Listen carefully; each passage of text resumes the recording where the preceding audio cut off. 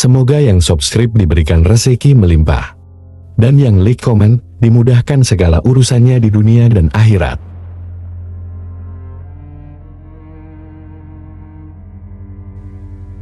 Di sebuah desa terpencil di Jawa Tengah, terdapat kisah kelam yang hanya dibicarakan dengan bisik-bisik di kalangan penduduk setempat.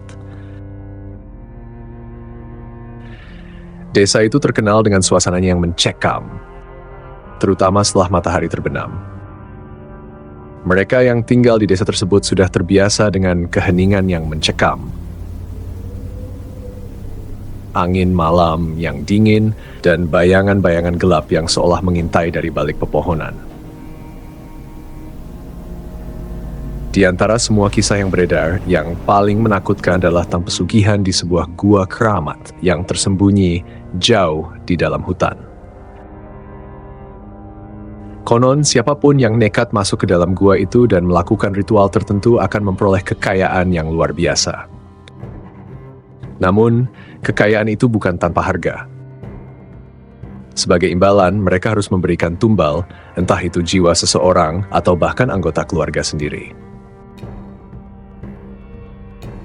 Pak Surya adalah seorang pria parubaya yang hidupnya selalu dirundung kesulitan. Toko kecilnya di ujung desa hampir bangkrut, dan keluarganya berada di ambang kelaparan. Setiap hari dia hanya bisa termenung memikirkan nasib buruk yang menimpa keluarganya.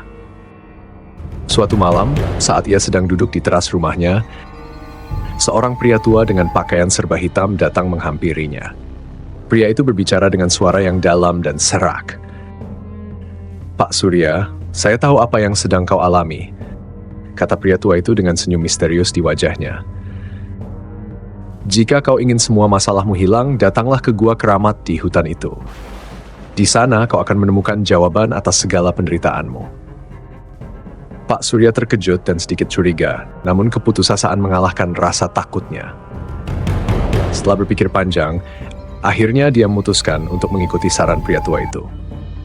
Malam berikutnya, ia pergi ke hutan dengan membawa sesajen dan mengikuti petunjuk yang diberikan pria tua tersebut. Di depan mulut gua, suasana semakin mencekam. Angin berhembus kencang dan suara-suara aneh terdengar dari dalam gua. Namun, tekad Pak Surya sudah bulat. Dengan hati-hati, ia masuk ke dalam gua yang gelap dan lembab itu. Setelah berjalan beberapa meter, ia melihat sebuah altar batu dengan ukiran-ukiran kuno yang tidak dikenalnya. Di altar itu, terdapat sebuah mangkuk besar yang dipenuhi darah segar. Tiba-tiba, dari kegelapan muncul sesosok makhluk besar dengan wajah yang menyeramkan dan mata yang bersinar merah. Makhluk itu berbicara dalam bahasa yang aneh, namun Pak Surya entah bagaimana bisa mengerti. "Apa yang kau inginkan, manusia?" tanya makhluk itu dengan suara yang menggema di seluruh gua. "Saya ingin kekayaan. Saya ingin semua masalah saya selesai," jawab Pak Surya dengan suara gemetar. Makhluk itu tertawa pelan. "Kekayaan memang bisa menjadi milikmu. Kau harus memberikan tumbal setiap tahun. Jika tidak, maka aku akan mengambil nyawamu dan seluruh keluargamu." Dengan rasa takut namun juga serakah, Pak Surya menyetujui perjanjian itu. Setelah menyelesaikan ritual, ia pulang dengan perasaan lega, namun juga dihantui oleh konsekuensi dari perjanjiannya. Tak lama setelah perjanjian itu, hidup Pak Surya berubah drastis. Toko kecilnya tiba-tiba ramai pembeli dan kekayaannya bertambah setiap hari. Ia mampu membeli tanah yang luas, membangun rumah besar, dan hidup dalam kemewahan. Namun, kebahagiaan itu tidak berlangsung lama. Setiap tahun, Pak Surya harus memenuhi syarat perjanjian dengan memberikan tumbal. Awalnya, ia mengorbankan hewan-hewan peliharaan. Tapi semakin lama, makhluk dari gua itu meminta lebih banyak. Tumbal berikutnya adalah manusia. Dan yang lebih menakutkan, makhluk itu menginginkan anggota keluarganya sendiri. Pak Surya mulai kehilangan akal sehatnya. Setiap tahun, rasa takut dan kutukan semakin besar.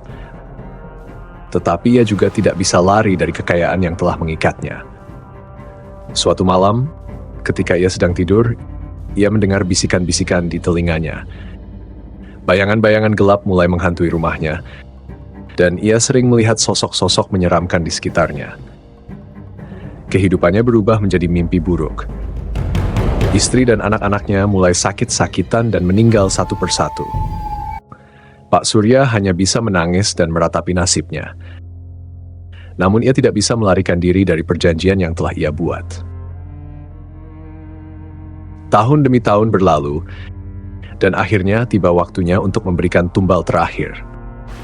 Kali ini makhluk itu meminta nyawa Pak Surya sendiri. Ia mencoba melarikan diri, namun kemanapun ia pergi, bayangan gelap selalu mengikutinya. Di malam terakhir hidupnya, Pak Surya kembali ke gua itu berharap bisa membatalkan perjanjian. Namun makhluk itu sudah menunggunya. Dengan tawa yang menakutkan, makhluk itu merenggut nyawa Pak Surya.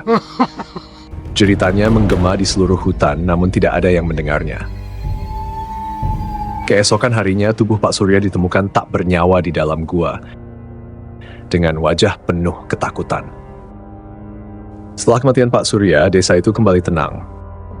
Namun, kisah tentang pesugihan di gua keramat itu tetap hidup dalam bisik-bisik para penduduk. Mereka yang mendengar kisah ini tahu bahwa kekayaan yang diperoleh melalui pesugihan bukanlah berkah, melainkan kutukan yang akan membawa kehancuran bagi siapapun yang berani mencobanya. Cerita ini mengingatkan kita bahwa segala sesuatu yang diperoleh dengan cara yang tidak benar, terutama melalui jalan yang kelam, akan membawa bencana yang lebih besar di kemudian hari.